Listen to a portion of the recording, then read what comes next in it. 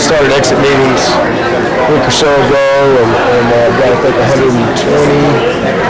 120 or so that I've got to get through, but I've gotten through most. But I've got about maybe 40 more to do over the next week or so. So that's kind of what my days are consumed with right now is just meeting with every player and talking through, holistically where they are and what they got to do this summer. So it's been really good, man. It's been a lot of fun, just meeting with the team and right now there's nothing that I know of.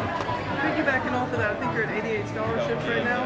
How do you get it down to 85 by August? Yeah, well, kind of talked about that back on signing day. We didn't anticipate 7 seniors coming back. In fact, I met with Tyler Davis today, and I told him, if you'd have told me this time last year that I'd be meeting with you again, I would have said, sign me up for that. So obviously with Sheridan and JP and Rook and Putnam and XT and Maskell, all those guys Tyler coming back, that put us over. We usually do a pretty good job of managing our roster, and unfortunately, we always have a couple walk-ons that deserve a scholarship, and sometimes you have one in the fall, sometimes you have none, sometimes you have a couple. And last year we were able to put Casperson on, start snapper. I mean, he's earned it, he deserves it. Hunter Helms, and then Dominique Thomas. So these are 3 guys that came here as walk-ons, and all those guys we felt like earned scholarships. And so, but in a situation like this, I mean, that's where you have to start. You start with guys who came as walk-ons. Who knows though? What'll happen? We got till August. Somebody may leave. I don't know. But we got a plan. I mean, we'll be at 85 by the time we get to September. The NCAA announced that unlimited official visits for prospective student athletes. What's your reaction to that? How do you guys plan for that? It doesn't really change anything on our end at all, honestly, in that they only get one visit to Clemson. Unless there's a new head coach, then they can come back, but they only get one visit. So it doesn't really change anything on our end, and honestly, I think it's just more. I just think it's better for the kids because the way recruiting is now, most of these kids make decisions early, and the way they change the rules where there's a lot of these guys taking official visits all of April, all of May, all of June, and so then all of a sudden, that scholarship that they thought they had, that they took all those visits for, come fall, it's not there.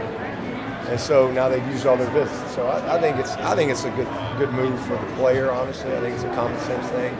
From our perspective, it doesn't change really anything.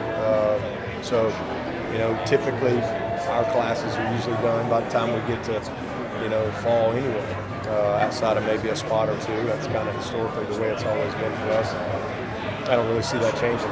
So, I mean, as a former walk-on, though, do you feel for potentially Casperson and one of those guys that you have? Well, they all know, when you put them on, we'll tell them up front, can't guarantee you this next year, but hopefully we'll be able to keep you on, it's always a year-to-year thing, but, which is different from a guy who signs with you out of high school. And then you got to have kind of a pecking order there, The last guy we would take off would be a guy like Hunter Helms, for example. I mean, he's a very proven and guy that is a leader and a dependable guy for us that could play for us if we needed it and knows what to do. So, just kind of see how it works out. But it is what it is. That's the life of a walk-on. Been there, done that. Last question. They announced that you're going to be in this golf challenge, and I think Steve Spurrier is also going to be there, and Shane Beamer. Have you ever played golf? I played it every year for 12 years or 11 years. They call it the Chick-fil-A Challenge, and I think it's called something else now. But I don't even want to say because I'm not 100% sure. It was always the Chick-fil-A Challenge for years, and the format has changed. They canceled it in COVID, and so that was the last time I played in it was 19. And because they didn't have it 20 or 21, and then last year it was a different format, and I couldn't go. I had graduation going on with Clay and all that stuff, so I couldn't play. They've changed the format. Used to, each coach brought like a former player from your school in some sport, and that was kind of your A player. and then you would have to play a two-man team against other schools. But they've changed it.